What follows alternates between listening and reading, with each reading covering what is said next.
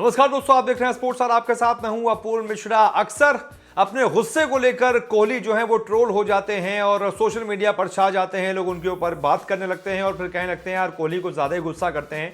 लेकिन कभी कभी ना कोहली जायज गुस्सा करते हैं। आज ऐसा ही एक मौका आया मैच में जब जो रूट को नॉट आउट दिया था अंपायर ने, साफ साफ वो आउट नजर आ रहा था, लेकिन अंपायर्स कॉल वाला जो एक फालतू का कह सकते हैं रूल बनाया हुआ है आईसीसी ने, उसके चक्कर में जो रूट जो है वो नॉट आउट हो गए। और फिर कोहली क्या गजब का भड़कते हुए नजर आए। अंपायर से उन्होंने काफी देर तक बहस की।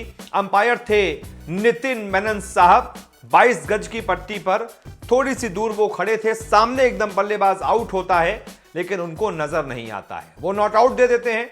उसके बाद कोहली डीआरएस लेते हैं।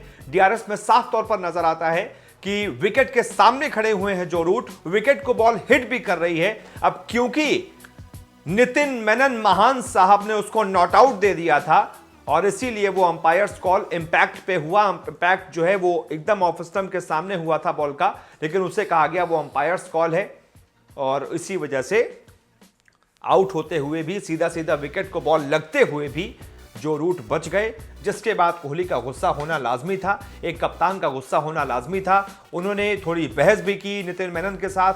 हो सकता है इसके लिए कोहली को मैच फीस के जुर्माने के तौर पर इसका जुर्माना भुगतना भी पड़े, हर्जाना भुगतना पड़े, लेकिन कोहली को उससे कोई दिक्कत नहीं है क्योंकि वो सवाल तो जायज उठा रहे थे कि आखिरकार ऐसा आउट होते हुए भी अंपायर को नॉट आउट क्यों दिखा और अंपायर ने उसे नॉट आउट क्यों करार दिया।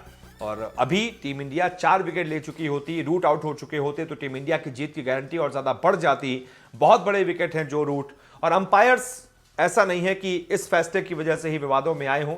बहुत ही घटिया स्तर की अंपायरिंग कर रहे हैं ये दोनों ही अंपायर, चाहे इंडिया के खिलाफ हो चाहे इंडिया के पक्ष में हो। बहुत सारे ऐसे फैसले रहे हैं जो इंग्लैंड के खिलाफ भी गए हैं, लेकिन अब हैं तो हैं। अब अंपायर्स के स्तर को बढ़ाना चाहिए, आईसीसी को भी इस बारे में कुछ सोचना चाहिए।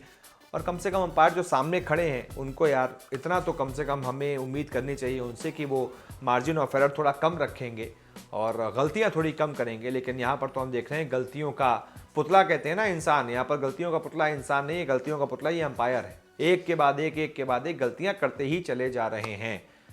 तो अब क्या कहा जाए फिर, इसीलिए कोहली जो है वो भड़कते हुए नजर आए। कोहली का भड़कना क्या जायज था बताइएगा। वीडियो को लाइक कीजिएगा, शेयर कीजिएगा, चैनल को सब्सक्राइब कीजिएगा। बहुत बहुत शुक्रिया।